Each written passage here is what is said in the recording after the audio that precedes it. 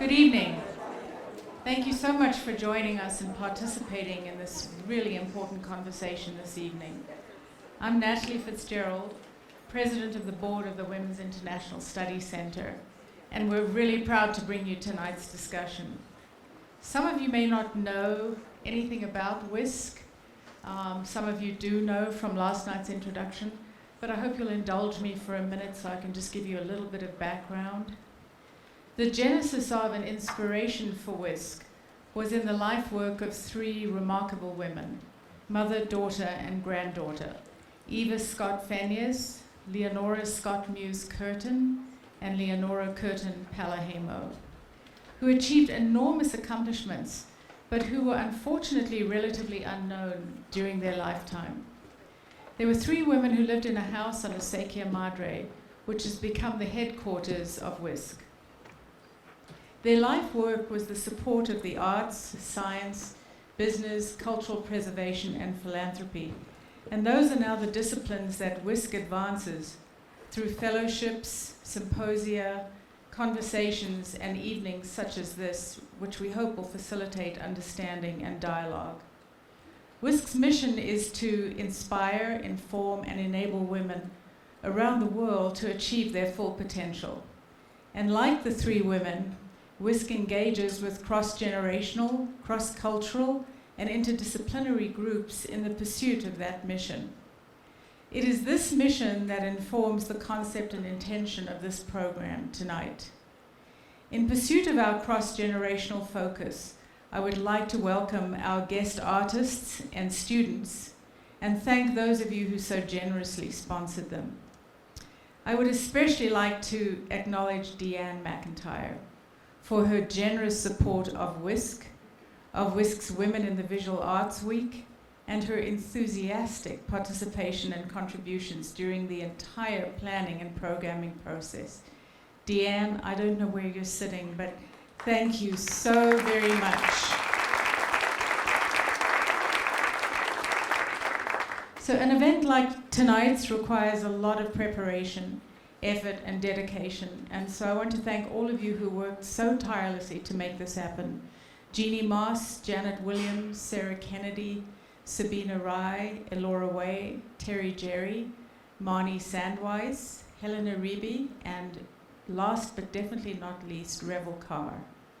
This is the third of our EDGE series, Engaging Dialogue on Gender Equity.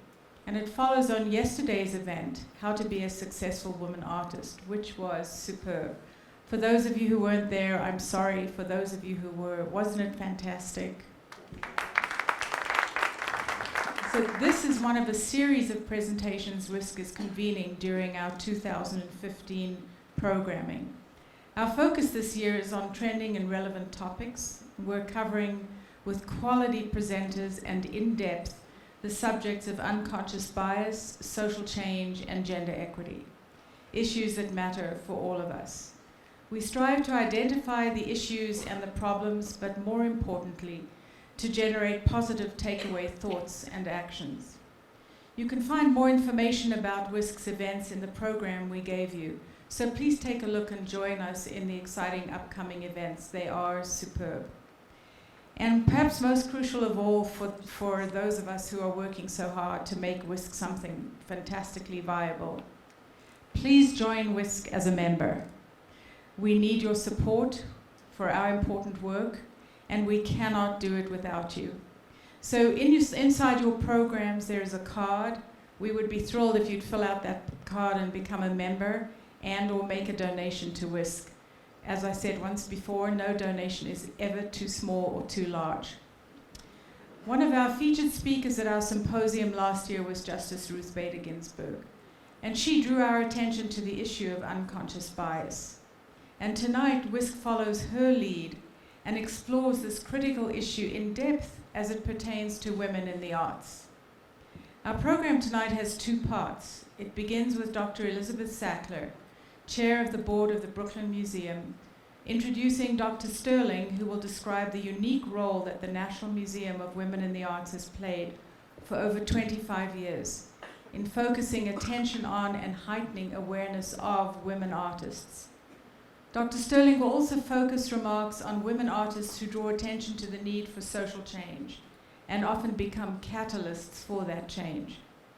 The program then expands as Dr. Kimberly Pinder, Dean of the College of Fine Arts at the University of New Mexico, moderates a discussion between Dr. Sterling and three distinguished artists, Harmony Hammond, Meridel Rubenstein, and Rose Simpson. This discussion will highlight how these three artists have used their talents to advance social change. Questions from the audience, that's you, will then be addressed to complete this evening. This is a provocative and forward-looking event, an important moment to host conversations.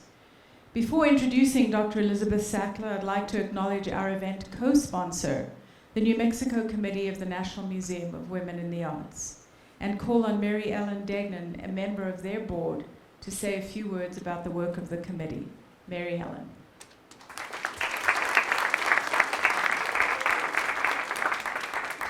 Thank you, Natalie Fitzgerald, longtime civic leader and major contributor to culture and art and life in Santa Fe.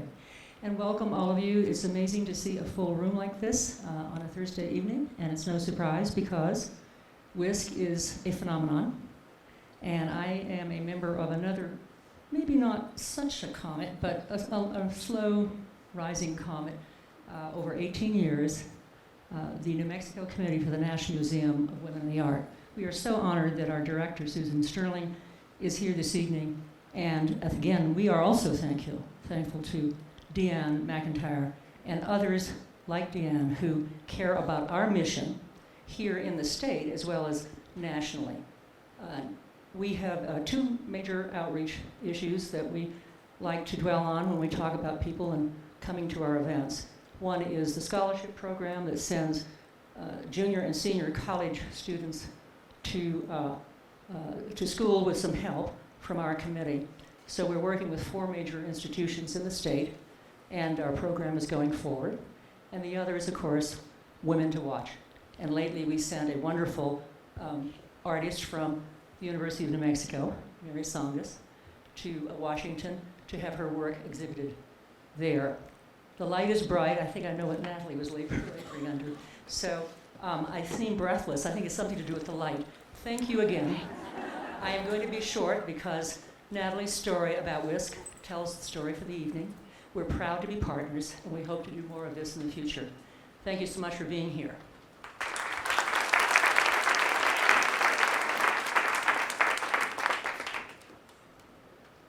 So it now gives me inordinate pleasure to introduce Dr. Elizabeth Sackler, one of the founding funders of the Women's International Study Center and a major force with which to be reckoned. Elizabeth Sackler, a public historian, arts activist, and American Indian advocate, is president of the Arthur M. Sackler Foundation and the Elizabeth A. Sackler Foundation, both in New York City, an art collector and philanthropist. She has spent her adult life creating opportunities for those who do not have a public voice or venue. This drive led her to establish the American Indian Ritual Object Repatriation Foundation in 1992, and the Elizabeth A. Sackler Center for Feminist Art at the Brooklyn Museum in 2007. This center is the first public space of its kind in the country and is a nexus for feminist art, theory, and activism. It aims to create a compelling and interactive environment to raise awareness and educate future generations about feminism's impact on culture. Dr. Sackler was elected chair of the board of the Brooklyn Museum, one of the largest and oldest museums in the United States, in June 2014, which is really fantastic, and is the recipient of numerous awards and honors, far too many to list tonight. Please join me in welcoming Elizabeth Sackler.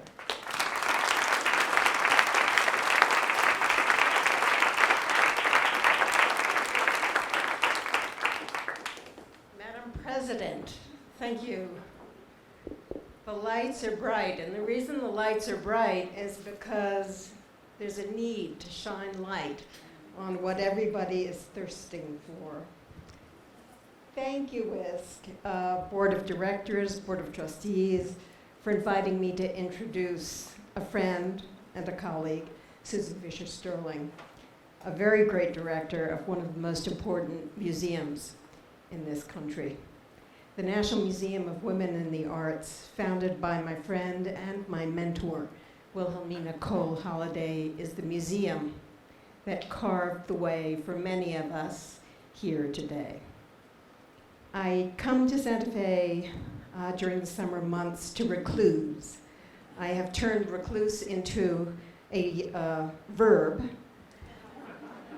because I embrace it wholeheartedly. But this evening's event is so important that the only thing I could do was leave my gardens and even leave my grandchildren who are here visiting. And that's how important this evening is. And indeed, this encapsulates work that all of us are doing in various ways, and the work that we all care so very deeply about. To honor Nemwa and acknowledge the work of the Women's International Studies Center, to hear Kimberly and Harmony and Meridel and Rose together is not to be missed. So I left home, my gardens, my grandchildren, and I'm thrilled to be here. Before I introduce Susan formally, I would like to bring our attention to this date. Today is August 6th, 2015. It is the 70th anniversary of the bombing of Hiroshima.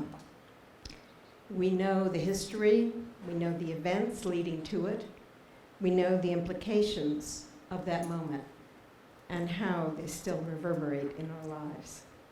We can but barely imagine the terror and devastation that the people of Hiroshima and then Nagasaki, those many decades ago, experienced. Art is the salve for horror.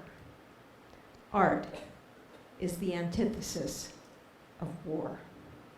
Creativity is birth, it is hope, it is confidence in the future we want for our lives, the future we want for our family, and the future we want for the 7 generations ahead of us. Creativity comes in all forms, not just in paint or clay or film. And there are probably millions of ways that humans create and have always created, sometimes in the most unimaginable circumstances of refugee camps or in the luxury of state-of-the-art art studios. Creativity does not require majority age or the prime of life. You can be the youngest human being and you can be a very old human being.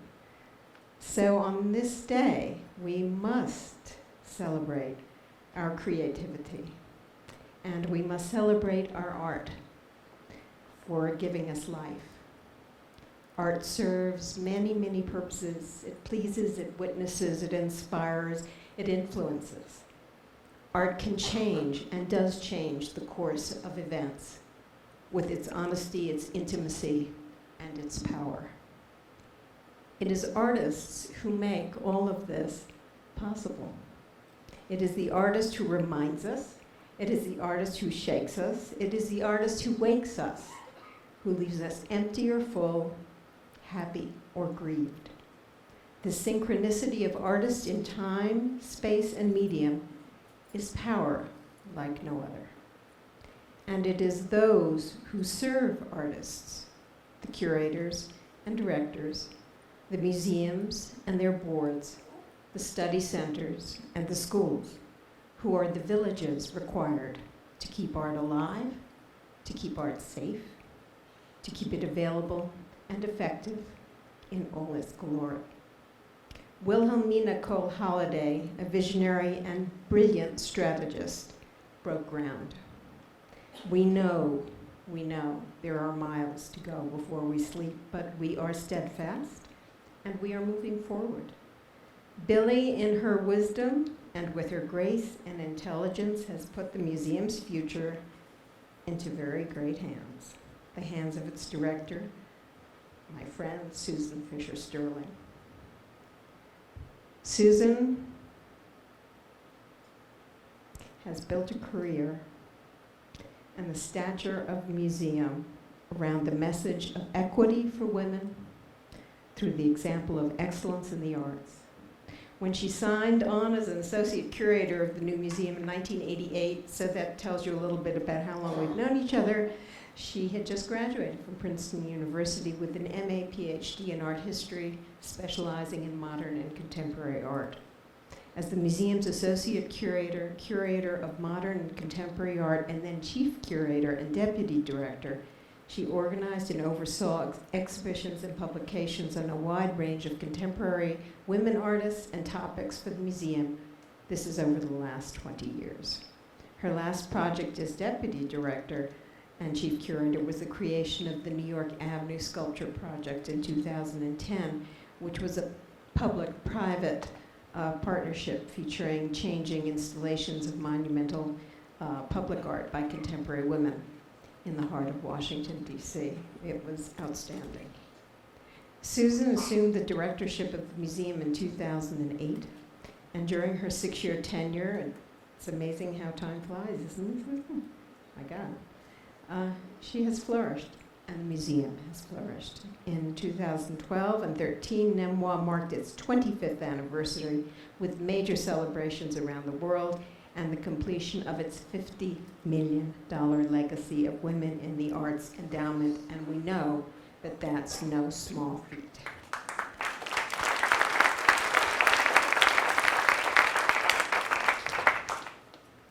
For the past 3 years, under Susan's leadership, the museum has also received the highest Charity Navigator rating of 4 stars for sound fiscal and programmatic management, and we know that's not so easy either. And currently, Susan is focused on initiatives that will bring Nemois into the national spotlight, including a major branding effort and a new programmatic initiative, Women Arts and Social Change. Among Susan's honors are Orders of Merit from Brazil and Norway, the President's Award of the Women's Caucus for Art, and in 2011, she was recognized as one of Art Table's 30 most influential professional women in visual arts. She's a member of the AAMD, and I think most of us here know what that is, and the International Women's Forum, and was recently a presenter at the World Economic Forum's New Champions meeting in China on the art of change. Thank you very much for having me this evening. I'm delighted to be here, and please join me in welcoming Susan Fisher-Sterling.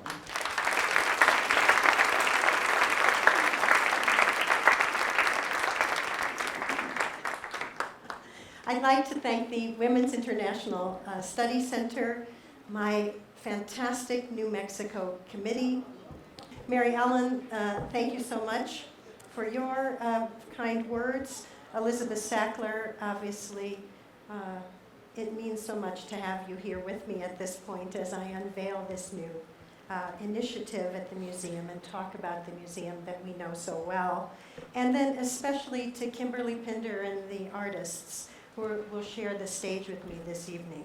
It is my pleasure to be with you, and to you, the audience who are here tonight. I thank you for that and look forward to your participation. So I'm very pleased to represent the museum as this year's recipient of the WISC's Founder Award. I'd like to get right to my remarks because I always sing for my supper, so let's go at it. So, it was a really interesting year in Hollywood. Beyonce declared herself a feminist and did more in 4 minutes than I've been able to do in 20 years.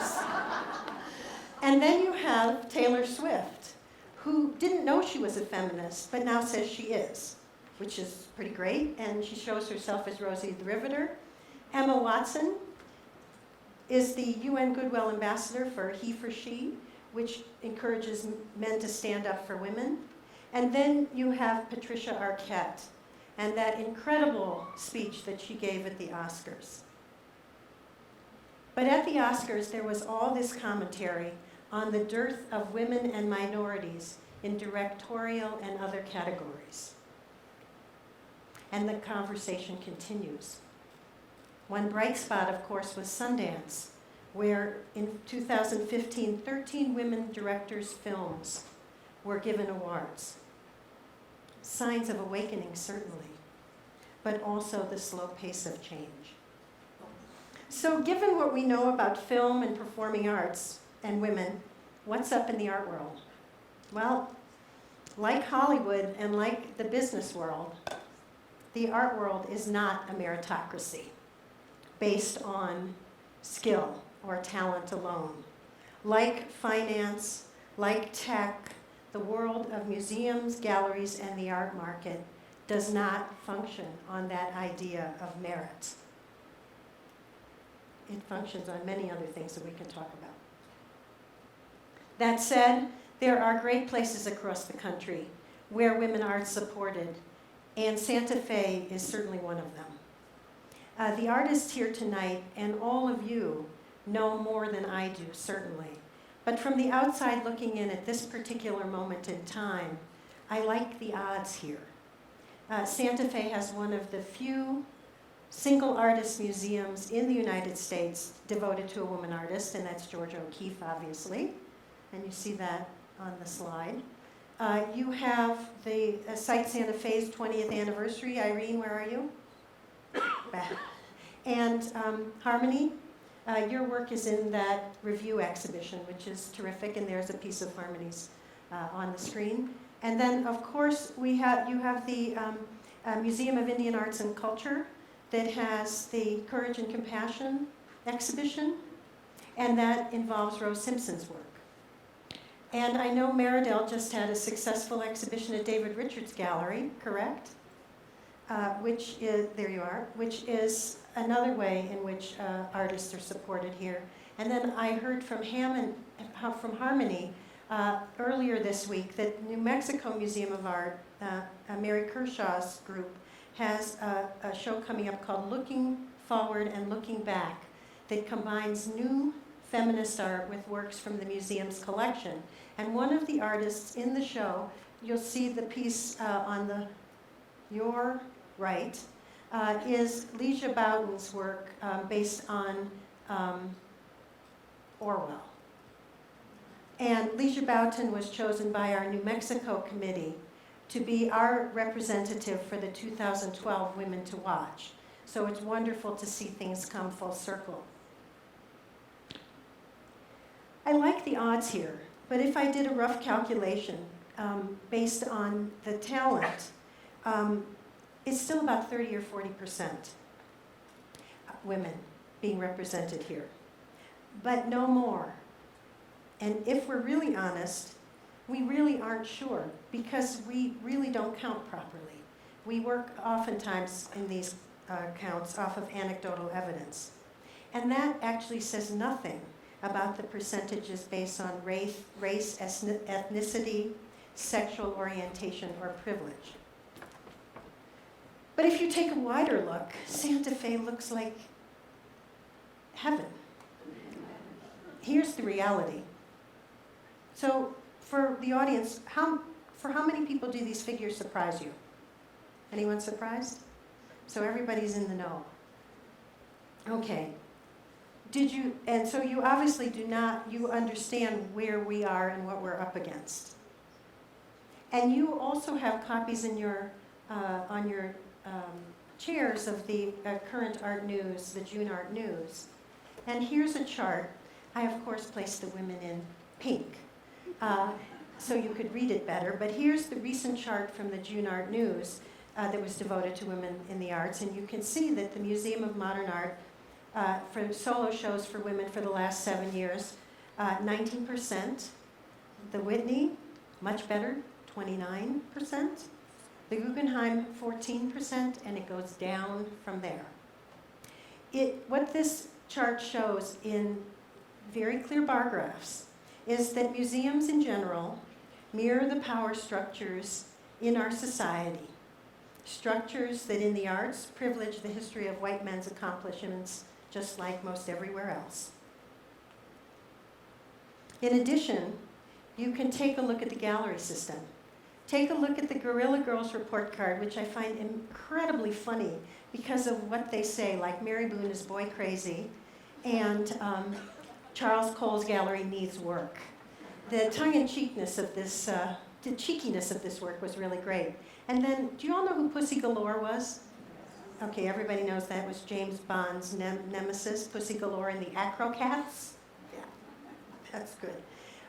These figures show you that there are some galleries like Lalonde and others that have reached parity or actually show more women than men, but in large part that's not the case. And I can tell you that at this winter's London Contemporary Art Auctions, there was not a single woman artist in the marketplace who was in the top 100 in terms of sales. The year before, it was 12%. It seems silly that we have to count, but at last year's Art Basel, the group called a Gallery Tally nicknamed Art Basel Miami, I Like Men Better. And if you look at contemporary biennials and documentas, 16 to 33% women. An interesting corollary is that this mirrors what you see not only in other creative disciplines, but also in business. 16% of corporate women are in the C-suite. 33% or 30% of women at mid-levels is what you find in corporations today in positions of authority. So, and it has been stuck at those figures for a number of years. So there is not a cabal, I'm not trying to say that, but it is so interesting to think about the fact that these numbers really always add up and there's always a lack or a dearth. So I think you all know the Guerrilla Girls, right? And there was an article in the New York Times today, I believe. So I think the Guerrilla Girls poster about the Met always sums it up. 4% women on the walls, not 76% of the nudes. I want you to know, as of June 2014, women hold 4.8 of the Fortune 500 CEO positions. So again, an interesting parity. So where does NIMWA fit into this? NMWA, NIMWA, it's just easier for me. So the truth is that by the numbers, most other museums, I could almost say every other museum, are men's museums. But when you walk into the National Museum of Women in the Arts, you may not look at the art and know that it's by women. But sooner or later you start looking at the labels and you figure out that the names are of girls. But in addition to that, you're looking at the art and you think about all this art that you see, and the fact is you don't see any of those names most any other places. So what ends up happening is you end up saying about these other museums, who are they hiding? Why are these women being neglected? And who else deserves a place at the table? The way in which the Women's Museum leads is by shedding light on women artists of the past, their ancestry and lineage. We also give contemporary artists a leg up, oftentimes with the first museum exhibition in what can only be called a highly competitive arts environment. I like to call the museum a shining beacon of light and reason. But we're actually a real goad or a prod to other art institutions and the public to represent the contributions of women artists. And from its inception, under Mrs. Holliday, the museum has been an instrument for social change. So just out of curiosity, how many of you have been to the museum? Thank you for coming. When you paid the admission, you helped pay my salary. The Women's Museum, as you know, was the big idea of Wilhelmina Cole Holliday, who will be 93 in October. Her mission was simple and straightforward: to reinsert women into the history of art, to take them out of the dustbin of history, and to put them in a place of honor on the walls of a museum. That was her social cause. In creating the museum, she really was following in the footsteps of a lot of patrician women. At the time that she did this, she of course received a lot of flack, but 25, 28 years, things mellow a little bit. I just give you the example of Jane Stanford in the middle, who in 1893 created the Stanford Art Museum in memory of her son who died from influenza. or on your left is Isabella Stewart Gardner, who created the Gardner Museum because she was rebuffed by the men at the MFA in Boston. And so in 1903, she created her own museum. And then on your right is Gertrude Vanderbilt Whitney, who created the Whitney Studio Club and then created the Whitney Museum of Art, because American art, in her view, was getting terribly short shrift by collectors. And so she created the museum in order to focus people's attention on American art. And then one of my favorite threesomes, Abby Aldrich Rockefeller, Mary Quinn Sullivan, and Lily Bliss, who in 1929, along with their director Alfred Barr, created the Museum of Modern Art. Abby Aldrich Rockefeller's husband was John D. Jr. He created the cloisters for the Met. He called the Museum of Modern Art Abby's Folly. How many of you have been to the cloisters? Great. How many of you have been there twice? Oh, that's not bad. That's a really good number. How many of you have been to the Museum of Modern Art? How many of you have been there 5 times? You got it? Abby's Folly. So, when Mrs. Holliday created the museum, she did it with a twist. Unlike the others, and in the wake of the women's movement, she focused on women in the arts. And we have one sister institution. Elizabeth Sackler, who was good enough to introduce me tonight, established the Feminist Center at the Brooklyn Museum of Art. She smartly embedded it in a museum so that they had to pay attention. And she got Arnold Lehman to do this in ways that I just don't even want to know about. But it is a move that I think is wonderful, and a move that she says was inspired by 2 people. Her dad, Arthur M. Sackler, and Billie Holiday.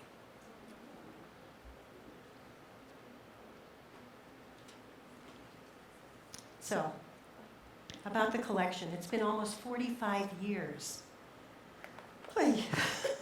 since Linda Nochlin wrote her generative essay, Why Have There Been No Great Women Artists? I think you all have taken seminal out of your vocabulary, haven't you? Oh, germinal is good. Okay, germinal, generative, seminal, semen, no. Okay, so, and Nauchlin's work really helped begin that reclamation of women artists from the dustbin of history. I love this New Yorker cartoon because it makes a brilliant statement about the history of art. Does it strike anyone else as weird that none of the greatest painters have been men? Mrs. Holliday has this in her office. The museum's collection begins in the 16th century, though I have no cave painters from Lascaux. Although I would love to have the Bayeux Tapestry, which I'm still convinced is by women. The historical work in the collection is a strength and the treasure trove of the Holiday donation. The museum has many, many standout stories of exceptional women achieving against the odds, and it really starts with Lavinia Fontana, who is credited as being the first professional women artist of the Renaissance. Fontana came from an artistic family.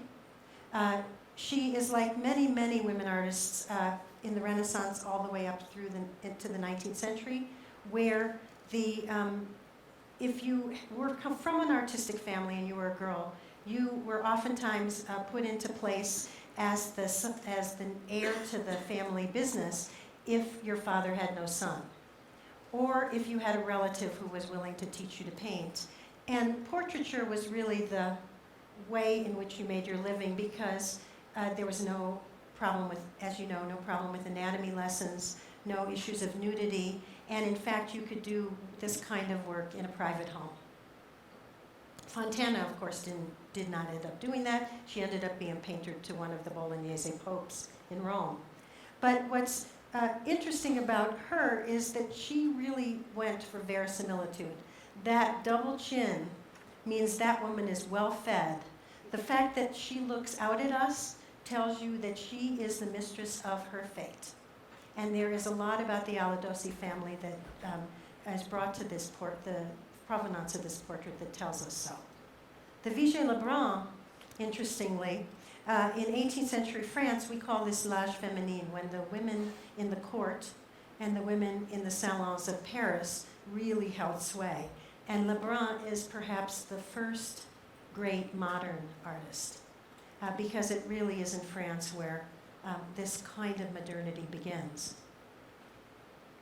It's also interesting to note that Lebrun will have there will be the first major retrospective of her work at the Grand Palais next year, and her catalogue raisonné will finally be published for the first time. Lebrun's great truth, and by the way, I forgot to tell you, my talk is called The Naked Truth, Women Artists, The Naked Truth. So you'll hear me talk about truth a lot. So her great truth is that she was the first female court painter to 2 monarchs. Marie Antoinette, who was ill-fated, and then she went to Russia, and she worked for Catherine the Great. So she wielded influence with 2 of the most powerful rulers in her day. Looking forward to the 19th century, and this is what I call my cavalcade of history, through the works in the collection, we have women who are stepping out and have alternative lifestyles, such as Rosa Bonheur, the greatest animal painter of her day. Do any of you know Bonheur well? She had to apply to the prefecture of police in the city of Paris in order to wear pants, because she went into the stockyards to do her sketches for her work. Not only were women not supposed to be among the rough men of the yards, but they weren't even allowed out on the street without accompaniment. So she was shockingly unconventional. And then there's the divine Madame Sarah, the most famous actress in the world of her day. She was an impresaria, she was a theater owner, she was a bisexual, she was a bon vivant. But did you also know that she was an accomplished artist? Did you know that? Yeah, she used to sculpt in Dieppe in the summers when she was a recluse. And what's great about this piece when you see it is it's really sentimental, but it's quite beautifully done. And it was shown at the 1876 Salon in Paris. 2 artists whose husbands were the art stars of their time were Kahlo and Krasner. I don't know, we only get up to the K's at this point. But with Kahlo, the real issue for us is that she was in the shadow of her husband, Diego Rivera. And he was the great communist leader in Mexico and the great muralist, the leader of the Mexican muralists. Kahlo, however, and Krasner as well, finally received that recognition for their radical approaches to portraiture and abstraction, respectively. And our Kahlo, which is a self-portrait dedicated to Leon Trotsky, is the only Kahlo in a public collection in Washington. For Krasner, the story's a little different. In the 1930s, she was named Lenore. That was her given name, but she called herself Lee because it was gender neutral, or heading more toward the male side. Grace Hardigan did the same thing. She called herself George. And the first reviews were of George Hardigan. But the other thing is the other thing that always gravels me is her teacher was Hans Hofmann. And what he did is he talked about her art as, this is so good, you wouldn't know it was done by a woman, which constantly is the chimes in my head every time I think about Krasner's work.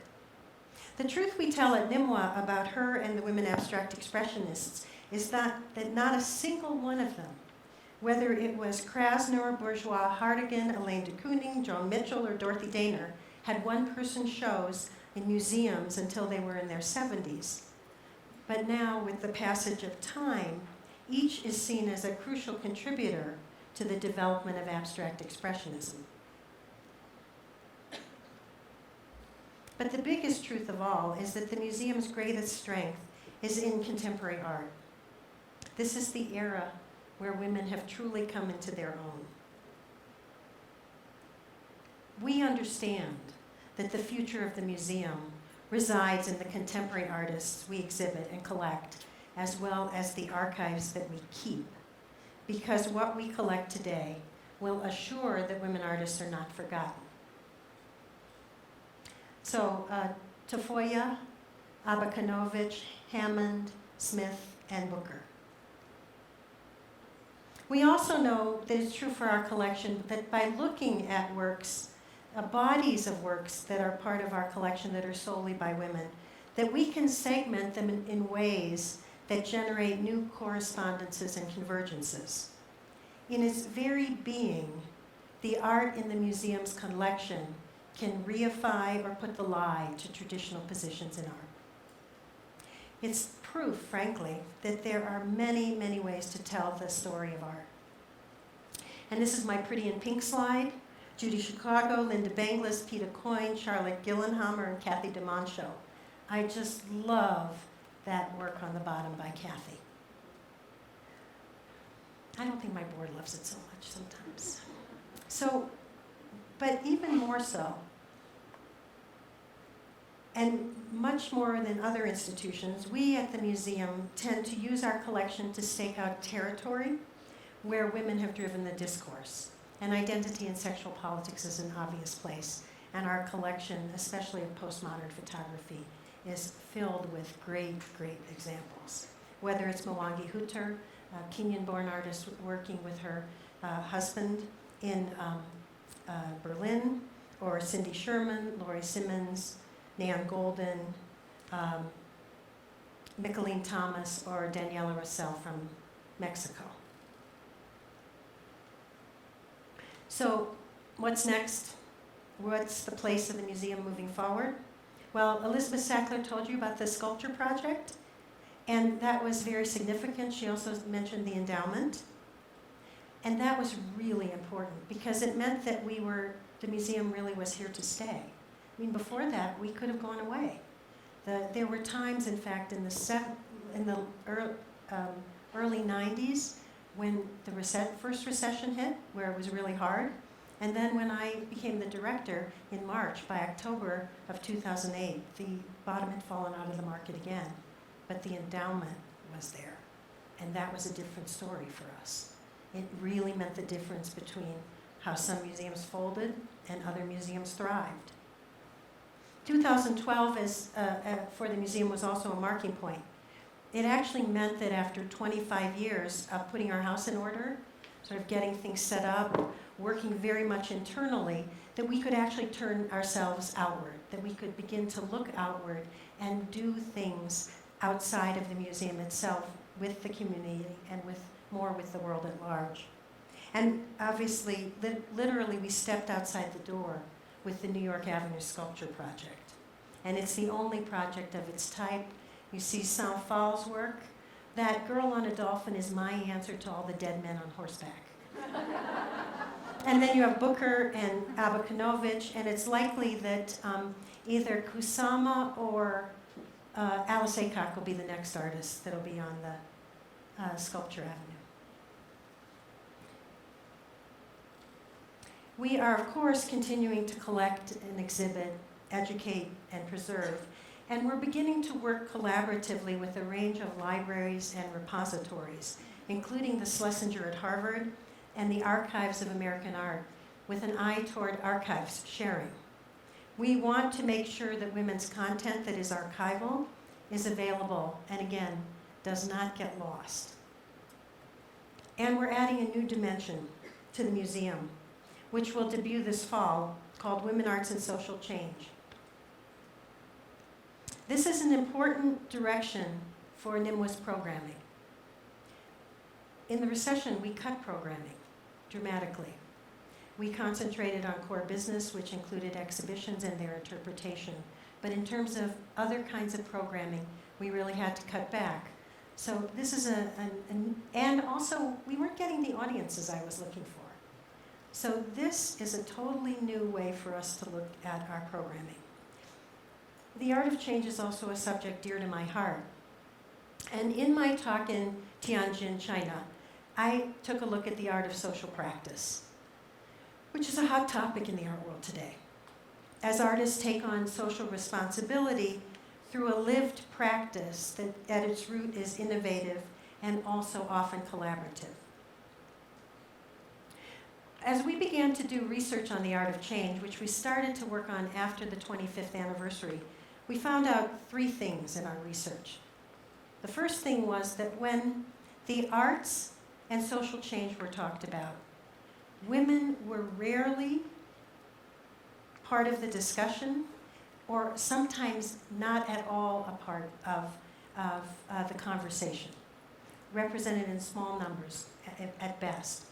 And second, in women's organizations, when Vital Voices would get together, or Women of the World, or women around the world would get together, they would talk about women and change. And the arts was nowhere.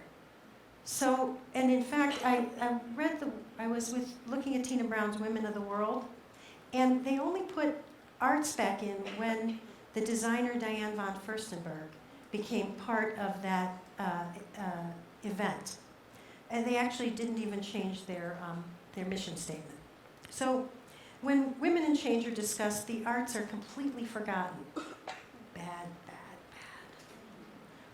We also learned that while art schools like the School of the Art Institute of Chicago or the Santa Fe Art Institute, as well as alternative organizations like Creative Time, and I would add the Sackler Center, they were on the leading edge of this art of social practice, but other museums were slow to pick up on that kind of work.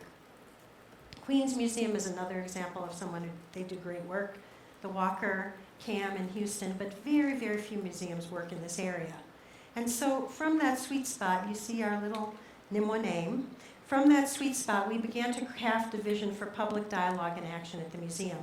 And our goal was to take Mrs. Holliday's 3 core principles, the founding principles of the museum: arts, women, and social action, and create programs that would or could begin to make a difference. Oops. Why? Why? You might ask that. Because in all honesty, the naked truth is that for our museum, it is no longer enough to have a building dedicated to women in the arts. To be relevant, we need to reimagine how the Women's Museum acts as an advocate. And to do this, we hit upon a simple idea. And especially for our programming, that we would explicitly and deliberately champion women in the arts as catalysts for change, and that we would place the arts within the larger context of women's creativity and innovation, as Liz was talking about. Situating art and artists within a peer group whose processes, experimentation, and risk-taking are most like artistic practice. Why do I want to do that? Because I feel that when artists are linked in with women succeeding in other disciplines, they are recognized as necessary versus niceties, and mainstream versus marginal. Do you agree with that statement? Yes. Okay. So, as a cause-related museum, we're beginning to curate our programs just like we curate our exhibitions. I know that curate is a term that millennials use all the time, and everybody's getting tired of it. But we're a museum, and we have dibs on it because we were there first. When I was a curator, there were at least 25 artists I could show at the museum at any given time if I had had the money and if I had had the space. So public programs provide that option at a much faster pace, although I know there are differences in the way in which an exhibition looks versus the way a public program is held. But public programs also have the option of promoting group thinking and exchange, and can really ultimately foster group action.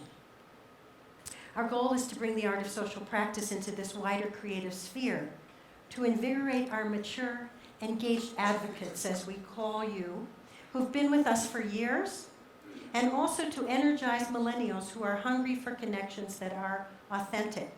We had Ruth Bader Ginsburg at the museum last year with 3 other Supreme Court justices, one from Israel and one from Canada. And it was the first time Justice Ginsburg talked about what it meant to be a woman on the stage in terms of her jurisprudence. And the woman who sat at my table for the reception was a Washington Post writer.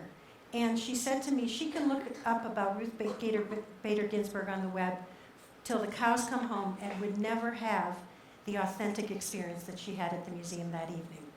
That's the kind of authenticity I'm talking about. And we also want to use social media as the crucial spark to carry the conversation forward and demand change. Because this has become the definition of modern activism, where the conversation piece is just as important, if not more important, than the classics of picketing, demonstrating, sit-ins, and petitions. And we're located in Washington. So we're uniquely suited to provide that steady drumbeat of curated, socially conscious public programming wrapped around women in the arts. So with that extended preamble, here are 5 of the 12 programs we'll host next year. The first Fresh Talk program that launches Women, Arts, and Social Change, we're going to acknowledge the elephant in the room and begin to clean up after it in our own house. As a champion of women in the visual arts and following up on the June Art News issue on women in the arts, we're going to be the venue for what will become a series of events focused on the inequality that persists for women artists and strategies that can be used to recalibrate the art world's sexist machinery. Sarah Douglas will be there, the editor-in-chief of Art News, the head of Hyperallergenic, artist Gada Amer Mikal Habran, Simona Lee, and our Uber discussant, among others, will be Jamil Wilson. Controversy is sure to ensue. We have Mary Sabatino coming from Gallery Lalong and a couple other gallerists. But the afternoon will be a marathon of quick-fire challenges, creative conversations with discussion and audience participation. And we believe that we will be able to create a different yearly program on this topic, complete with actions for at least the next 7 to 10 years, given the way things are going. Taking up the charge of Linda Naughlan, each year we're going to present a great woman artist. This year will feature Carrie Weems, who was one of the first contemporary artists Nimwa created a major traveling exhibition for. Weems returns to the museum as her nuanced artistic stance about racism and sexism and the privilege of class is more crucial than ever. In this keynote, she'll have the stage all to herself to speak about the responsibility of the artist, as she says, to make art beautiful and powerful that adds and reveals, to beautify the mess of a messy world, to heal the sick and feed the helpless, to shout bravely from the rooftops and storm barricaded doors and voice the specifics of our historic moment. An advocate of social practice before it became an art world phenomenon, Weems will speak about Social Studies 101, the artist collective that she founded in 2002 to reach a more diverse and often marginalized audience. She also will flesh out her ideas about the next shift, as she calls it, growing an infrastructure that helps artists develop their work in this arena. And she'll also talk about her recent appointment to the Ford Foundation's Art of Change Fellows program, whose mantra is art, creativity, equality, and justice. For much of the rest of the year, our focus will be on change by design, featuring artists, architects, filmmakers, social entrepreneurs who are the new path makers. We have a show coming from the Museum of Art and Design that's called Pathmakers that looks at mid-century modernism. In this case, we're going to look at the women who are moving us forward. Design, it's problem solving. And we all know we have problems. And we're going to look at creativity across disciplines, including artists like the artist-engineer Natalie Jeremijenko, who created the Environmental Health Clinic at NYU. In 2011, she was one of the women Fast Company named as the most influential women in technology. Have you ever heard of her? How many people have heard of her? Fantastic. That's great. She is concerned with what she calls a crisis of agency. And she asks the question, instead of what can't we do, what can we do? In her artistic social practice, she uses science as a cultural resource. And she is the quintessential gadget girl. She loves new technologies, and she often takes technologies that are created by corporations working with the military, and she turns them into artworks for environmental good. As seen in this photograph, she's created these robot dogs that sniff out pollutants in the soil. And then she created the amphibious architecture, a mini New York skyline of polycarbonate tubes. You know what polycarbonate tubes are, plastic, equipped with lights and sensors that send text messages between the fish below and the people above. The way this works is that there's a mat, the tubes, it looks like a little skyline, and the fish swim under the buoys. The sensors pick them up, text how many fish there are, and talk about the quality of the water that the fish are ingesting. Right by the Con Edison plant, which has been polluting East River for 50 years or more. In this visceral way, Jeremijenko points out how we share and are polluted or saved by the natural resources just like the other creatures. And then she suggests further actions, including texting government officials right now. And that is beginning to lead to environmental policy changes, along with many, many other people working in this realm. And I don't know if you saw it, but 2 weeks ago, Con Edison, or actually General Electric, is beginning the cleanup of the East River. This piece, or I think it may be her muscle choir, which is a bunch of bivalves that are attached to sensors that will sing if the water quality is good and will be quiet if the water quality is not. They will be part of the new East River Esplanade, which is the East Side's entrance to the High Line. And audiences in the next few, really at the end of the year, will have a large number of people will come to know her work much better, and they will participate in the project. So just think about the artistic and social media potential about that and what they might be able to urge to be cleaned up next. We also this year will consider the non-binary practice of Gabrielle Ann Maher, an industrial designer who identifies herself as genderqueer. They are known as the architect of the genderless chair, which is actually more of a contraption. You can watch the video on YouTube. It's a piece of seating that moves in concert with the sitter, whether their posture is that of a man or a woman. She says, they say, even how we sit is all based on power dynamic. Maher says, my chair shows how we move is constructed, which means we also can deconstruct it. If we change our environment, then we can move differently and act differently.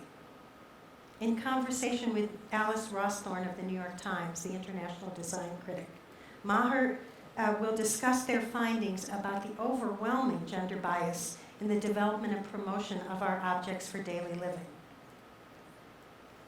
The last program I'll talk about is actually user-centric architectural design.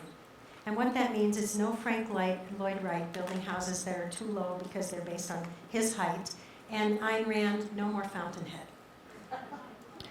Sharon Davis at the top is a really wonderful, her Women's Opportunity Center in Rwanda is a wonderful example of this. It's a facility that was designed long distance via computers and via long distance phone and Skype in collaboration with women in the eastern part of Rwanda and Women for Women International, a humanitarian organization. This project involves the ideals of social equity and female empowerment in a part of Rwanda where women are still recovering from the genocide. Liz Ogbu, who's in the middle, is really interesting because in her user-centric work, she visualizes important spaces that we pay no attention to. For example, working directly with day laborers to address critical issues of space and dignity, safety, and community. And for the 100,000 day laborers in the United States, she has created an adaptable structure, a sheltered space where people can wait to be picked up for work, complete with meeting spaces, more importantly, washrooms, and also classroom spaces. And so here's the Women's Center, here's the portable day laborer station, and then I wanted to point out the Combi Shelter Project in Haiti, which is by Swoon, or fostered by the artist Swoon, a Brooklyn-based graffiti artist whose collaboration is international, involving the residents of Barrière Jeudi in Haiti, which was 90% destroyed by the earthquake, as well as other international artists, engineers, architects, and builders. In this rebuilding project, they have used the technique of super adobe, which is used to create sustainable, inexpensive, and earthquake-proof, dependable housing. And it's also beautiful because 50% of Barrière Jeudi's people are craftspeople. And so the works involve the regional craft ethic. This is one of the first Kickstarter projects to gain traction for Haiti, raising real dollars to continue the rebuilding efforts as well as the replanting of the mangrove groves that are the livelihood of this village. And for Swoon and her team, this work continues to this day. Finally, as part of our programs in the first year, we're creating exchange networks as part of Women, Arts, and Social Change. The first level is envisioned as an in-house laboratory for exchange. The word is bandied about a lot, but hey, sometimes you gotta use it. And it includes those kinds of pre and post events, gatherings and happenings that connect participants in a meaningful dialogue and talk about how we can make this change reality.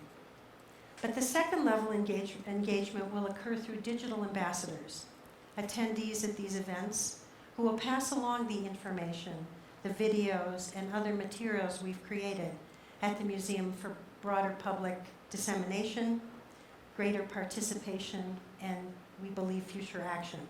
And we see the greatest growth potential in these exchange networks, and our committees throughout the country and the world will be helping us with that as we move forward. If we're good at all of this, if we use common sense, if we attract great partners, build real collaborations, and as Mrs. Holliday has always said to me, if we just have a little luck, then the Women's Museum in our next 20 to 30 years will be able to live up to the prestigious expectations of our Simone de Beauvoir Prize for Women's Freedom, as well as this year's WISC Founders Award. In doing so, we will help to ensure the success and viability of creative women in this generation and the next and the next and beyond, who are doing great and good work. I know you're probably all familiar with the famous Hopi proverb, but it seems apt at the end of my talk. We are the ones we've been waiting for.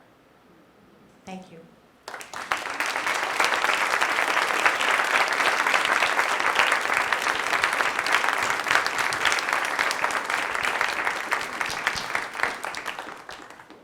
Okay, I think I move over here. While everybody's coming up, yes? You're going to introduce Kimberly?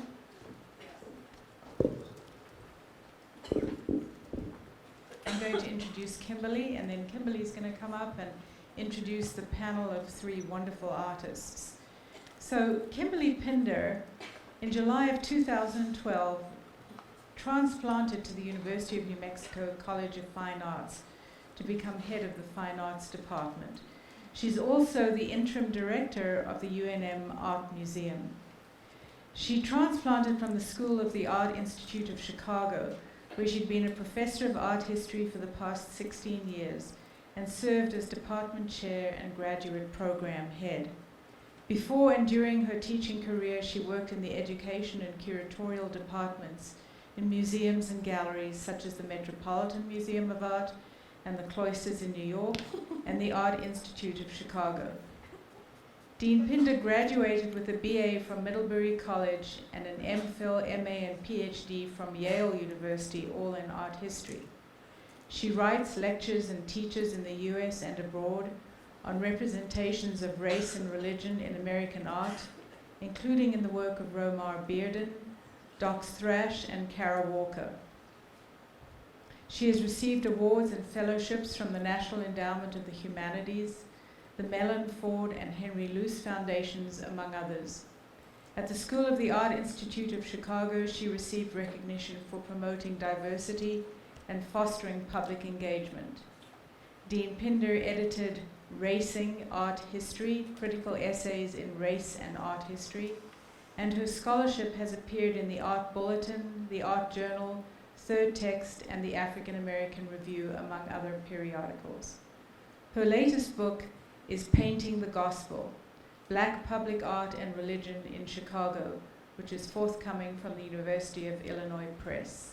It gives me great pleasure to call on Kimberly Pinder.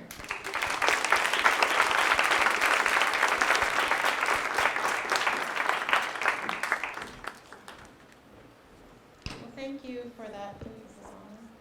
Thank you for that introduction. I'm very honored to be here in Santa Fe. When I first came here in 2012, I was told immediately that there's a great gulf between Albuquerque and Santa Fe, and we never go up there. And I said, well, you know, I was an O'Keeffe Fellow, and I started in Santa Fe, and that's why I took the job in Albuquerque, or even thought about coming back to the land of enchantment. I'm very honored to be here also to be the humble moderator of a panel of such incredibly important and illustrious artists and art historians that I was thrilled to be asked to be here. So I want to move us along because there is so much more to see, and I am again the moderator. I'm not going to say much more. So I'm going to introduce the three artists and read their bios together so we don't have to keep interrupting, and then they will come up and present in this order. So the first person that you will hear from is Harmony Hammond. Harmony Hammond is an artist, art writer, and independent curator who lives and works in Galisteo, which is where I lived when I was here as a fellow at the O'Keeffe Museum, so it's pretty exciting. Considered a pioneer of the feminist art movement, she lectures, writes, and publishes extensively on painting, feminist art, lesbian art, and the cultural representation of difference. Hammond attended the University of Minnesota from 1963 to 67, receiving a BA in 67. In 1969, she moved to Manhattan, where she was a co-founder of AIR, the first women's cooperative art gallery in New York in 1972. And Heresies, a feminist publication on art and politics in 1976 was begun. Hammond has had over 40 solo exhibitions, and her work is represented in the permanent collections of many museums. She has written 2 books, one called Wrappings, Essays on Feminism, Art and the Martial Arts, and Lesbian Art in America, A Contemporary History. And many of you may have seen her work in addition to being in display here, but more recently in the traveling show, WAC, Art and Feminist Revelation, that was in Los Angeles, DC, New York, and Vancouver. I know that was something that my students, a number of them followed it across the country. They were so excited to see it. The next artist that you will hear from is Meridel Rubenstein.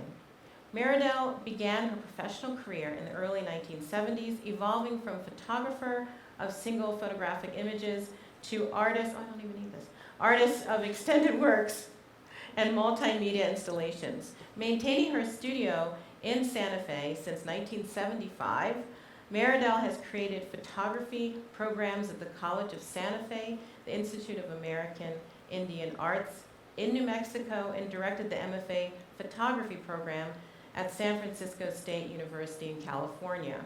Since 2006, she has been visiting associate professor in the School of Art and Design and Media at Nanyang Technological University in Singapore.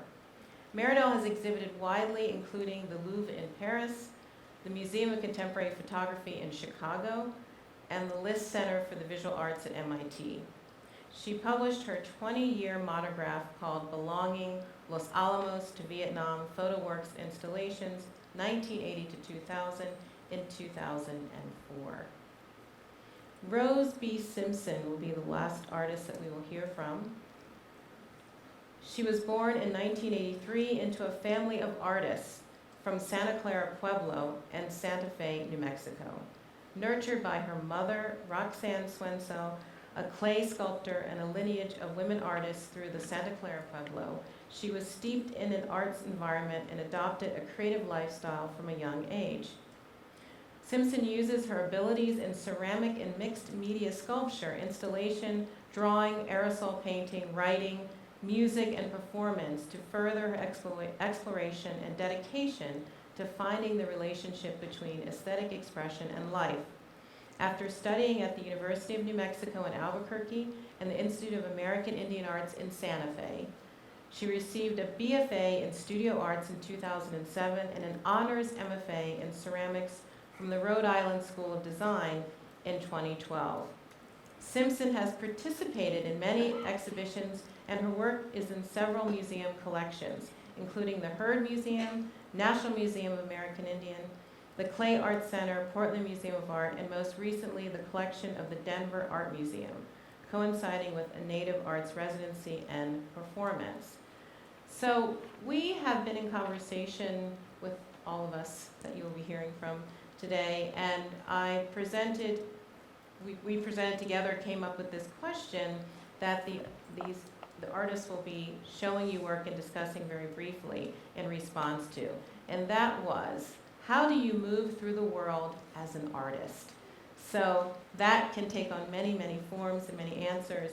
And it reiterates what we heard from Susan, that her museum shows that there are many, many ways to tell a story. So without further ado, I'd love to welcome Harmony Hammond up here, please.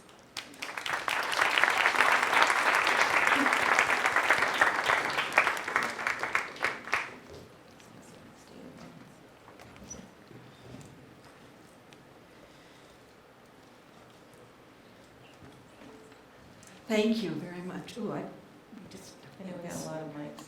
okay, you can hear me, right, from this? Yes? If not, you'll holler, I'm sure. Thank you very much, Kim.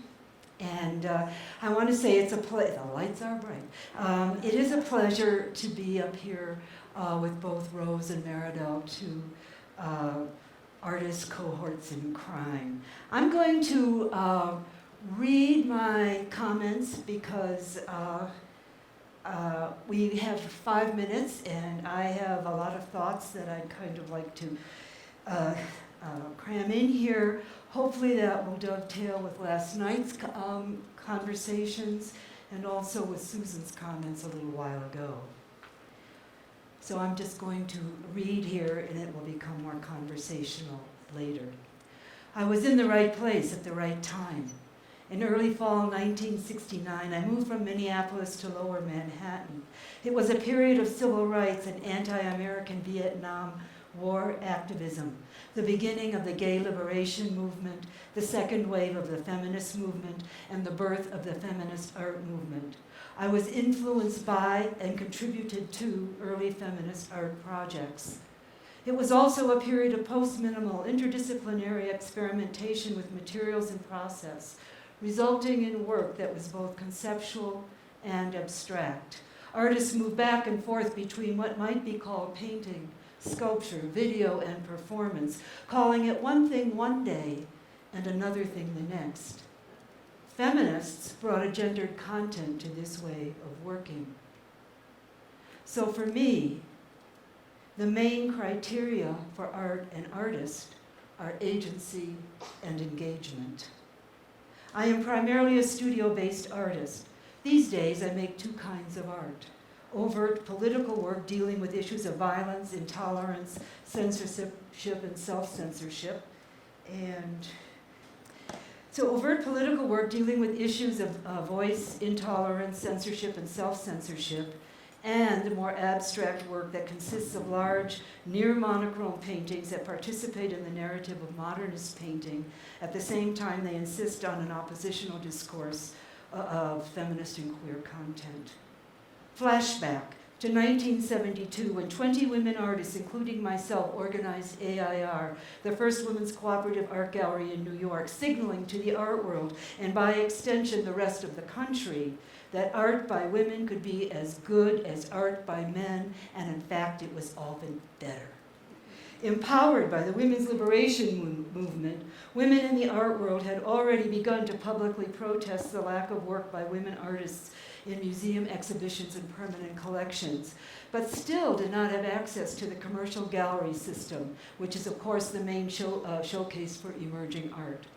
Without anyone's permission, support, or promises of funding, AIR was founded because women could not get gallery representation and decided to take things into their own hands. From its beginning, it was a huge public and critical success. At the opening, people packed the gallery and overflowed into the street, blocking traffic. Gallery goers were excited by the seeming explosion of new art that no one had seen before because there had been no place to show it. The work was experimental, professional, ambitious, and engaged with current aesthetic discourses at the same time it introduced feminist subject matter. Because it was serious and because it was good, the work could not be dismissed or diminished as second-rate because it was done by women. AIR quickly became a cutting-edge player in the downtown Soho art scene. Whatever your gender identification, if you followed what was happening, if you followed the art buzz on the street, you always checked out the shows at AIR. Gallery members benefited from the visibility AIR gave their work. After all, a show is first and foremost about showing.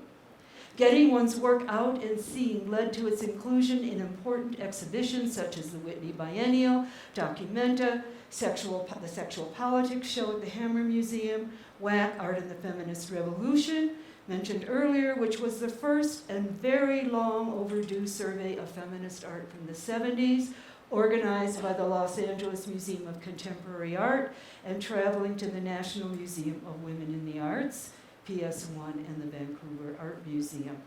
It also led to solo, survey, and retrospective exhibitions, and in many cases to commercial gallery representation, although it should be noted that this was not the goal or choice of all the AIR artists.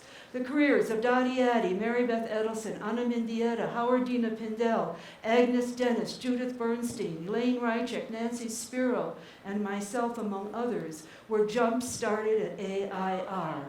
So, the lesson here is we didn't wait, we made it happen. And I also just want to note here, AIR still exists at a new location. It's in Brooklyn, and it is still showcasing work by emerging women artists, and they have programs for artists who can become members long distance. I encourage you to check out their website. Unlike generations of women artists before, all the women of AIR have continued to make art in one form or another. We know their names and work along with that of other second-wave feminist artists. That, in and of itself, is a major historically unprecedented change. For in the past, women artists stopped making work, gave up careers, or were totally erased from art history. But some things haven't changed. Fast forward to Maura Riley's Art News article reporting on the gender inequity in the art world, on what hasn't changed since the 70s. What I want to add to Maura's statistics is that it's not only about numbers. Gender disparity is more insidious than that. Take, for example, America is hard to see. The Whitney Museum's current inaugural exhibition in their new building on the west side. I believe it's up through the 27th of September. The exhibition is billed as the most extensive display to date of the Whitney's collection, re-examining the history of American art from 1900 to today, Through the lens of their collection, the exhibition intentionally challenges assumptions about the canon of American art. I quote from their press release. America is hard to see, examines themes, beliefs, ideals, visions, and passions that have preoccupied and galvanized American artists over the past 115 years. The exhibition's narrative is propelled by a dynamic sense of invention and conflict as artists struggle to work within and against established conventions, and often directly engages their political and social contexts. The exhibition is not conceived as a chronological, comprehensive survey, but rather a sequence of 23 provocative thematic chapters developed through related artworks that, taken together, reflect on American art history from the vantage point of today. Now, certainly all art participates in multiple narratives. While it's admirable, if not exemplary, in reconfiguring the standard art historical narrative with its inclusion of many women artists and artists of color integrated throughout the galleries, America is Hard to See is strangely lacking any sense of feminism as a major social, political, cultural force, a paradigm shift of the late 20th century. The problem is not what art is there, or even its curatorial placement, but rather what's missing, what's not there. And what is missing is a collective feminist presence. Themes of civil rights, anti-war, AIDS, ACT UP, and environmental activism are loosely grouped together, represented by a cluster of artworks. Themes of civil rights, anti-war, AIDS, ACT UP, and environmental activism are loosely grouped together, represented by a cluster of artworks, but not feminist art. Apparently, feminism and feminist art, what art historian Laura Cottingham has called, quote, the only genuine mass art movement that has occurred in America in this century, end quote, is still not deemed important enough to constitute a chapter, nor was it a collective presence within the chapter on identity, race, and gender. New York Times critic Holland Cotter has written, and quote, most of the interesting American artists of the last 30 years are as interesting as they are, in part because of the feminist art movement of the early 70s. It changed everything. What art in the next 30 years will look like, I don't know, but feminist influences will be at its source. So, what's wrong with this picture? To be fair, the limitations of the Whitney's ambitious inaugural exhibition reflects not so much on their curatorial strategies and practices, but rather on the shortcomings of their permanent collection and collecting practices. Remember, this exhibition is drawn from their permanent collection. And by their own admission, they, like the Museum of Contemporary Art and many other museums, misread and miscollected the 70s. And what was the 70s about, I might ask? Women and pluralism. Interesting. I say it's time to right the balance and fill in the gender gaps. I want to end my remarks here saying that I'm excited by the events of the Women's International Studies Center and the Fresh Talk series initiated by the National Museum of Women in the Arts, and in the same spirit to cite Bell Hooks, who speaks not of the feminist art movement, but rather of feminist movement. Feminist movement as a verb, not a noun. Thank you. And I have one more image here for you. There we go. It's touchy. Okay. Thank you very much.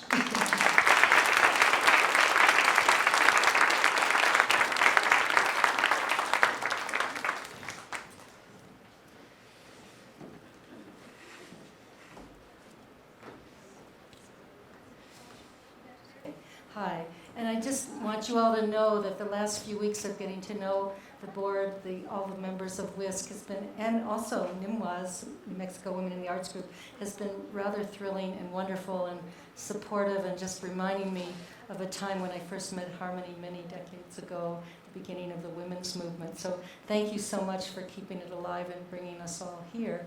And so here, oh, I have to do this. Give me a second. Here I am. And I don't actually need slides. Oh, ooh la la. Okay. I just want to say that I've been based in New Mexico for 40 years, and that I came out here to go to graduate school at UNM 1973, and there were absolutely no women available as professors, classmates, or very, very few in my textbooks. And Joyce Kozloff, a friend of Harmony's and Heresies in Air, was the first woman artist that I actually met. And then she brought Harmony, and then Harmony somehow, Joy Harjo joined us. And so all of a sudden there were women, and all of the women that she mentioned from Heresies were my first mentors from afar. So thank you, all the difference in the world. Okay, and then so because there were no women, because there were no women in my environment, I chose for my dissertation to write a dissertation on the mutual influence of Georgia O'Keeffe and Alfred Stieglitz. So this was the first work looking at how she affected him and he affected her. But the surprise in it, especially for my dissertation committee, was that she had a major influence on the construction of his images and the way he thought about his art. It was a big surprise to her. Not a surprise to me, but she was a surprise to me, and such a force for me to keep going out of graduate school. So my works over the past 40 years has merged land, culture, history, and war. And so changing here, I brought this for Rose actually, and the way that I thought about framing my remarks was to think about what I've done that has affected any little bit of social change. And my first experience with this was with the Lowrider Project in 1980, so 35 years ago.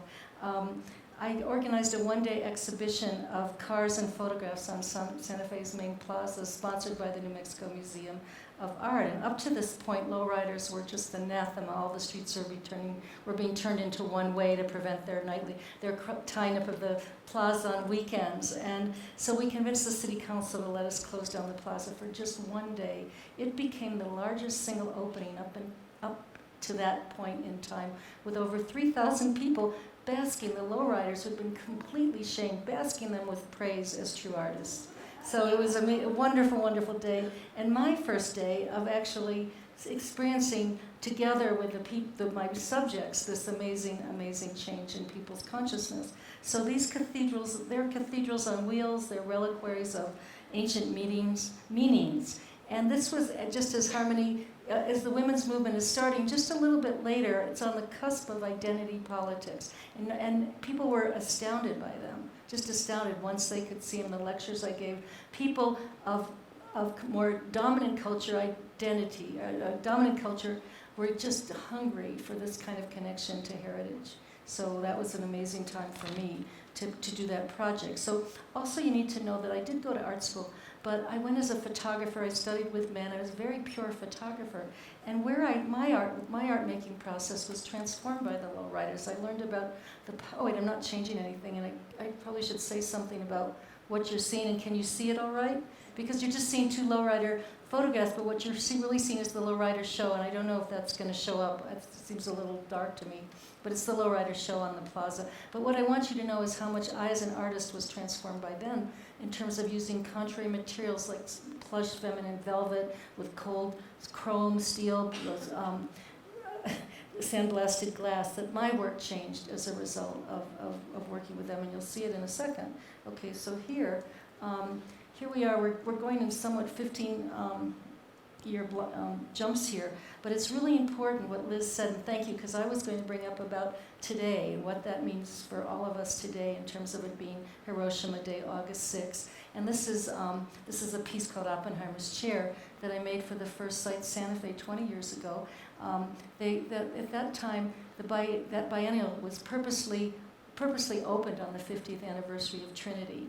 And so as being one of two locals, I felt really compelled to do something. And Slade also knew that I had been working for 5 or 6 years on another project called Critical Mass, which was about the meeting of the Puebloans, natives, with the scientists at Edith Warner's house during the making of the first bomb. So anyway, I did end up marking the date with this piece. And just in my thinking, see, I don't think in the way that I've worked, the kind of social practice comes sort of from my own experience, so that I was really overwhelmed with the amount of friends and other people moving here to escape their urban fears of earthquake, of fires, of crime, all that stuff. And my husband was building them all dream houses.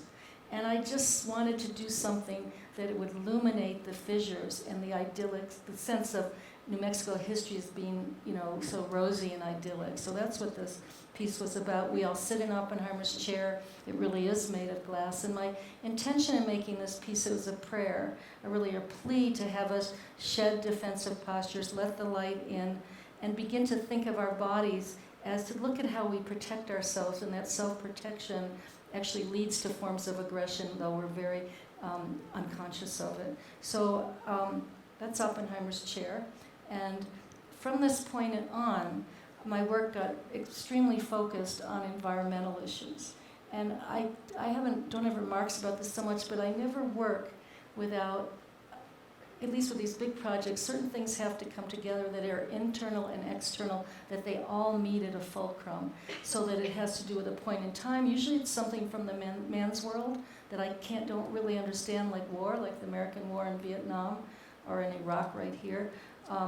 So that the internal, the body, I kind of come to my ideas through a sense of the body, sense of history, a sense of trying to change something. So here what you're seeing is what I'm involved with now. So now we're up to the present, where I've become much more involved on the ground with a group of people to affect change. And so what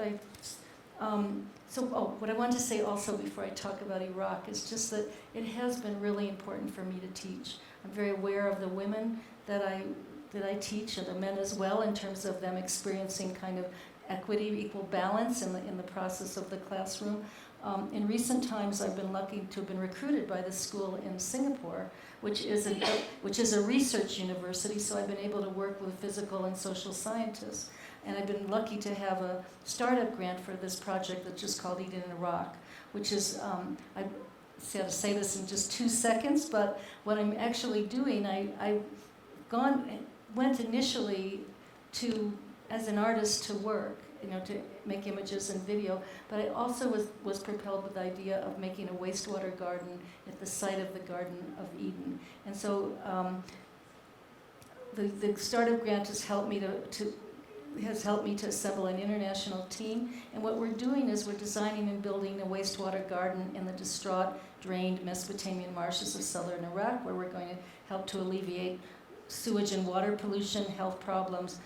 Well, I'm designing a garden that's a cultural and ecological restoration, cultural heritage site.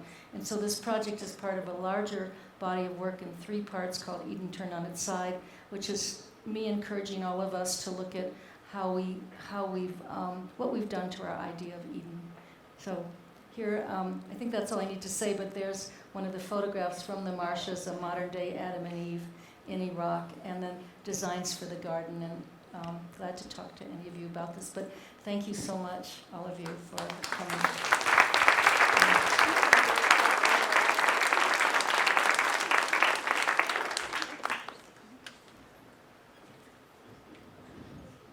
Check. Hi. Hello all. Thank you. Thank you, WISC. Thank you, Numa. Thank you, everyone. Thank you, Kim. It's a real honor. Hello.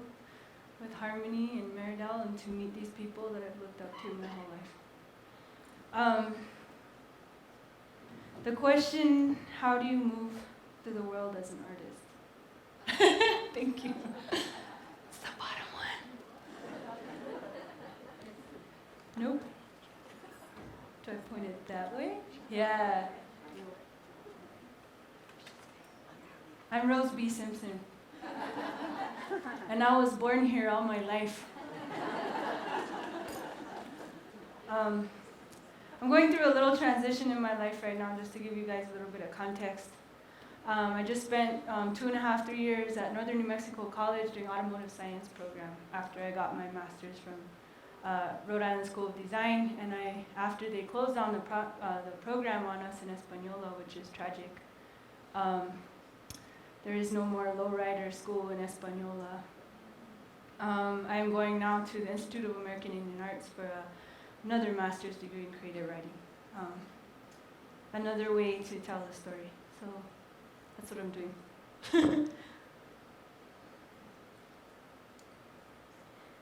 This piece here is called Forgiveness, and it's about flipping the script. To move through the world as an artist, I have to remember that I am a pebble in the road of my people, be that my culture, my gender, and when I find my feet, I have faith.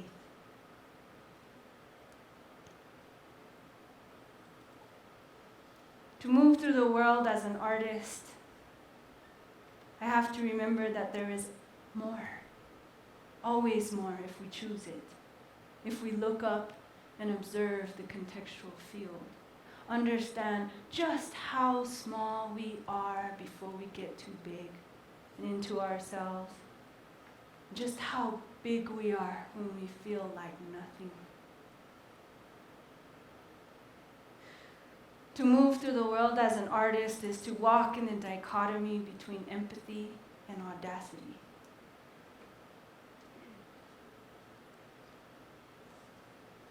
And to balance that within myself all the time, and be conscious of it.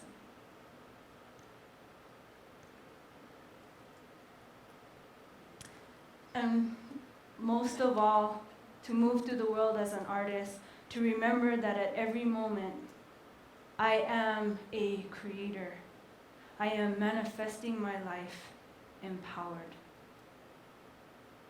And everything that I do as an artist, and I'm very young, and I have many people behind me that have lifted me up and pushed me forward, and I'm riding that wave of women and culture and arts and creativity, and not just Western art culture, but also indigenous art culture, where there was no such thing as a professional woman. There was life. There was no difference between art and life. You lived art. Everything you did was art. So what made that important or not important? That was spirituality. That was how you saw yourself. That was how you moved through the world. In everything. There was no separation. So I'm coming from a different perspective.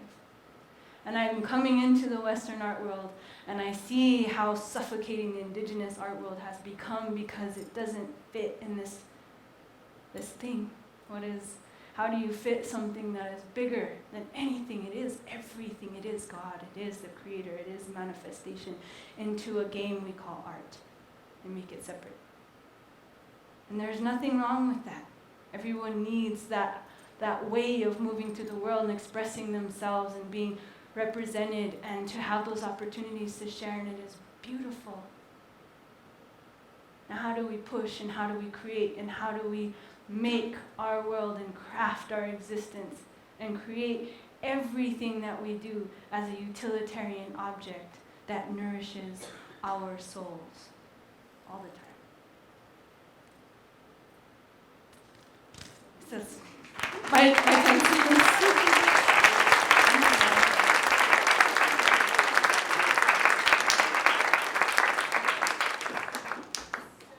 For the sake of time, we wanted to make sure that there was some chance for all of you here who attended this wonderful WISC event to actually have a chance to ask some of the artists, have a little bit of conversation. And I think that this question, how do you move through the world as an artist, it is a very open question. It can have, one of the things we talked about, in our meeting was that all of the people sitting here have multiple answers to that, because you're never one thing all the time as a practicing artist. You are doing many things. And what I really love about the social practice aspect of it, and I hope some of you will ask some questions about it, is, what interests me is this idea of artists and what you're going to be embracing with your move to focusing on social practice, is artists as public intellectuals, as even doing forums like this is something that I'm very interested in, and I encourage all of you, now that things can live in perpetuity online, is to go and Google some of the people that are up here and look at videos of them speaking, because that's a whole nother practice in many ways, that artists have so much power in terms of what they can bring to the world by just talking about being an artist and what they do. So I'd love for us to open this up to questions now. There is a mic out there, right? Yes. Yes, right there. If you have a question, someone will take your mic. Anybody? No one? Oh, right here.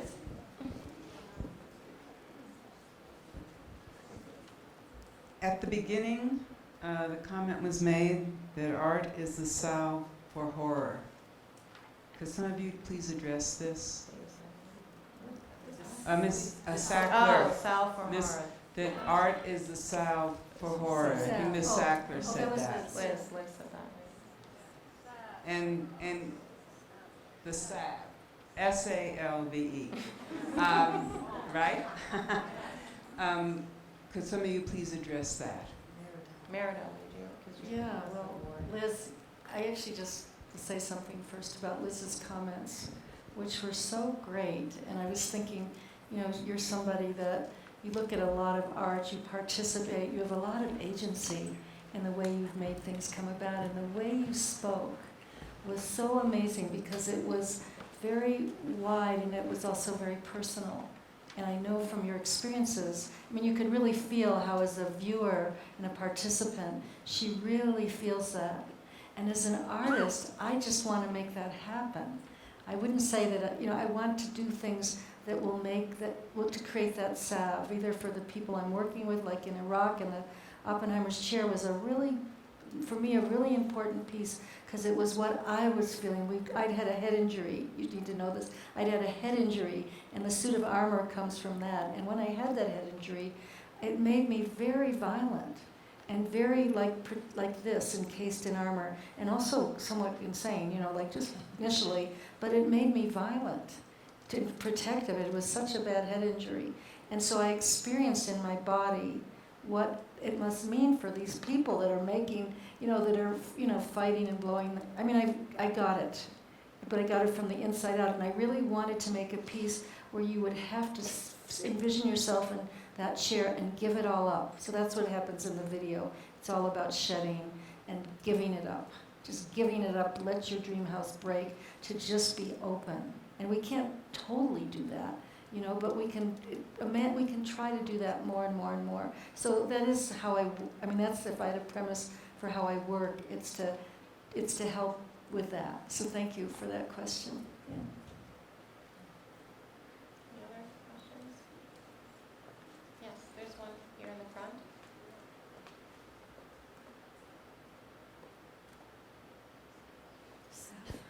Ms. Pindar, you referred to being an artist, especially a visual artist, as being intellectual in society. And I would agree with you that there is an element to art that pushes society forward and where it needs to go. But how do we allow that intellectualism not to, and I open this up to the whole panel, not to run away with itself and become unfriendly to the masses?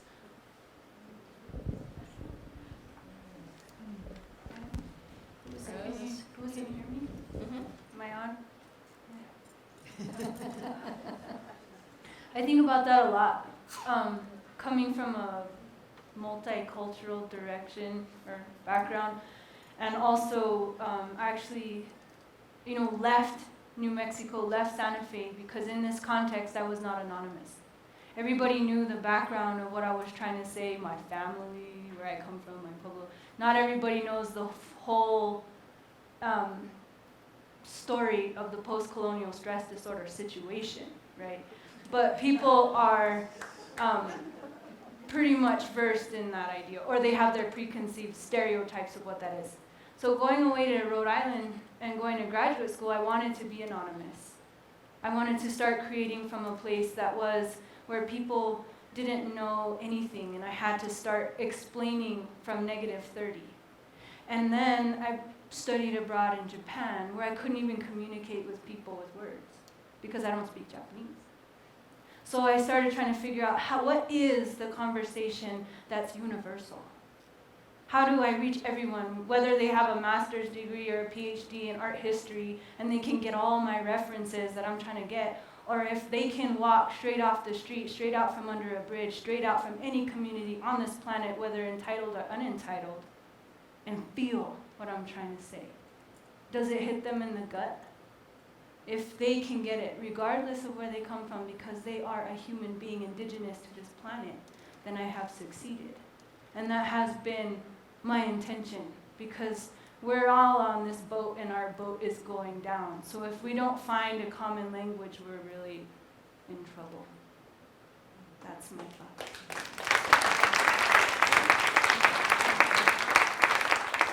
I would just like to add that I kind of don't accept this binary proposition. It isn't that there's intellectuals or an intellectual conversation, and then there's the people, La Raza, over here. I mean, you know, that's really kind of, it's discriminating in a sense. I mean, a lot of people understand, my experience anyway, has been that many kinds of people who are very different languages, very different experiences, some who are very art sophisticated, but as Rose has pointed out, that can come from many different places, and there's very different languages to speak about that and understand that. But my experience has been, whether people are what we're going to call art sophisticated or not, is when they spend time with work that is engaged, they get it. They get it. And I've just had this experience over and over and over. And maybe, you know, I mean, briefly I'll remember once when I had a show in New York, we were installing, the show wasn't open. A woman, I don't know how she got there, came upstairs and walked in. And we let her walk around while we were installing. She wasn't anyone I knew, anyone in the gallery knew anything like that. She spent quite a bit of time. And then, eventually, she figured out I was the artist and started talking to me. And it was so interesting because she didn't have the art language. Certainly it wasn't an academic, intellectual language. But what she said about the art was totally right on. She got it. And so I take that as information, as a gift or something. And so I never underestimate somebody. I just don't go there. I assume that people, if the work, and I tend to load my work up with many layers, people can enter in maybe on different layers.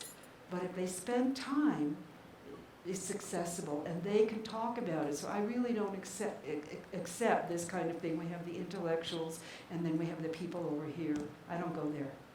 It's not my experience. I'd also like to clarify, when I talk about public intellectual, I'm not engaging that dichotomy. Yeah. What I'm talking about, an intellectual in the public, is how artists are, because they're presenting or promoting in their art some critical thinking on any level outside of their studio. So that's how I'm defining what an intellectual is, because they're promoting, as you said in this instance, someone off the street just coming in, and the art made them have thoughts and articulate some kind of critical engagement with the subject matter or even the formal elements of the work of art.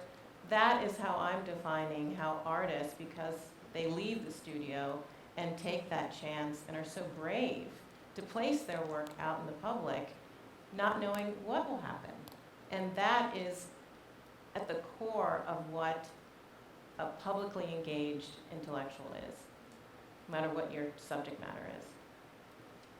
I wanted to say something about last night. We had this wonderful, it's so wonderful, just the slight age differences of theoretical to totally and utterly expressive, but this person is so theoretical. She's so theoretical, you can't believe it. And so there is this thing that I think I learned last night that's really important. I'm not as expressive, and I just, my work, you just have to see it. I'm sorry, the materials, the situation you're in, and maybe you'll feel something or get it. But, and then I talk about it, I feel a little bit distanced when I'm talking about it. She's really distant. She didn't even talk about her work. Her work when you were with these paintings are so unbelievable. So absolutely unbelievable, sensual, so sensual. So the problem is that last night, when, I don't know if you were there, but it was quite an amazing event. And what I found, with at least at our table, that some of us hadn't done our work. The others, few of the others hadn't really done their work out of the same fear you're kind of expressing, that the work itself has to communicate. But unless you are traveling along with what's been made before, especially by women, and the struggles that we've had, if you're not up to date, then last night at our table, I felt I was back in 1970, that I was with a group of amazing women, all of whom were artists, who actually were back in when I first met Harmony. Well, and this is me. I mean, I felt like I was hearing myself 40 years ago, 45 years ago. And that has to do with not doing a certain kind of work of kind of keeping up with a lot of things that have happened already. So when you work, you're right there and you're present. So, yeah. Just to add to that, which what I thought was really great, what Kim said, is that why I love art and the way that the Western world has built art separate from life, and I have followed that, and I have appreciated it, and I have gone to a lot of school for it. I have sat in my fair share of critiques. And the beautiful thing about sitting in a critique and staring at someone's art piece for a very long time is you build an aesthetic muscle that you didn't have before.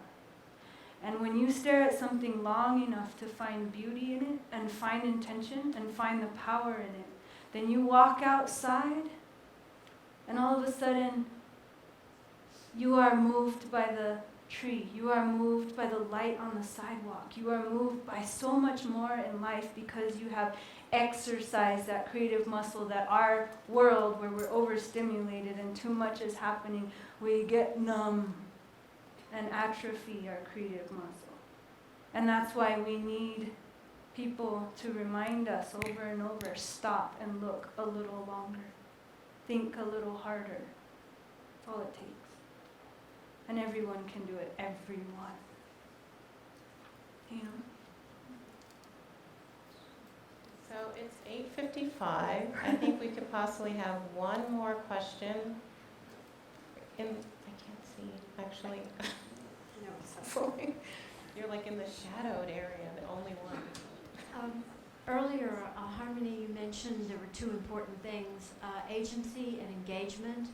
And you just referred to engagement again, but I would like if you could return to the word agency, because I think that does have some bearing on art and social change, because agency denotes an agent. You are doing, there's some communication going on, and how that might relate to social change. And if that makes any sense for you, Susan, too, because of our theme. Sorry, before you answer, I want to remind everybody, you have evaluation pages in your brochures. Can you please fill them out for us before you walk out? We want your feedback. Yes. Well, yeah. Well, I think a lot about agency and engagement, and in connection to both artists and art. In other words, some work is very overtly political. It's easy to see how the work has agency. It's meant to create change, inspire, witness, things that Liz mentioned. And yet I think other art also has agency, but it's not so immediately overt and easily readable. as an artist, I am concerned about agency. I do want the work to affect people. Now, how does it affect people? When does it affect people? Is it successful at affecting people? Who, how, and where? All those questions are there, and it's the stuff I struggle with in the studio. So we can talk about the artwork. Where does agency lie, I guess is the question. Is it with the art or with the artist? It could be both, could be neither. It could be one or the other. So I would say in my case, most of my work are abstract paintings. I do some overtly political work, as I showed you. But I move, and for the person who wants to linger with those abstract paintings, they can get meaning, content, agency, engagement. But I think what's more important is the way I move through the world as an artist also has agency. So there are many artists whose maybe work is not overtly political, isn't maybe overtly, consciously dealing with issues of social change, food justice, environmental issues or something. But they might do that in other parts of their lives. As artists, they're activists, they're engaged.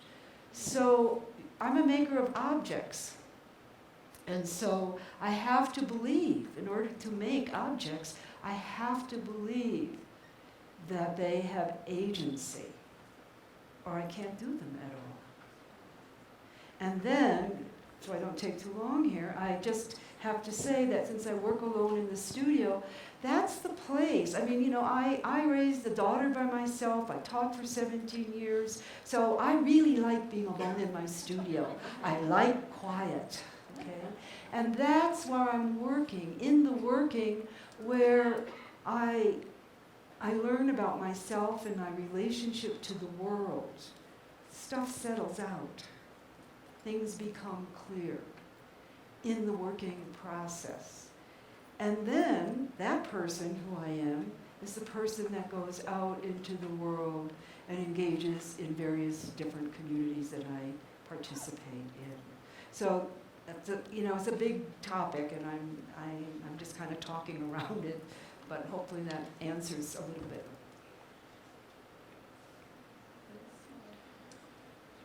You're allowed. I feel like this is connected to agency, and there are very few panels or discussions that I go to where Linda Nachman's "Why have there not been any great women artists?" is not brought up. No offense to Susan, it's on everybody's tongue. I had a very interesting talk with Linda about 3 years ago, and I told her she needed to write a new essay with just as sexy a title as that. After our discussion, I was thinking about it, and I realized that the notion that there have not been any great women artists, or why have there not been, she was answering a question, many great women artists, is because we are looking at art through a gender lens, and the gender lens we're looking through is a patriarchal gender lens. And if we started to look at all art with our own lenses and really begin to think about the way we were taught to look at art and what we are looking at, I think we might find there have been, of course, many, many great women artists and continue to be. Thank you.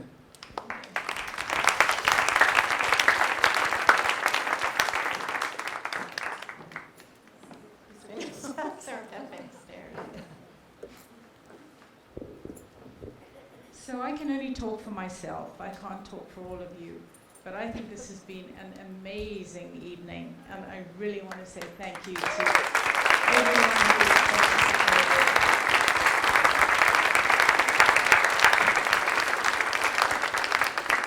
And I would especially like to ask you, if you'd like to have more wonderful evenings like this, please support WISC. We really, really need your support. Thank you, everyone who's participated. It's been extraordinary.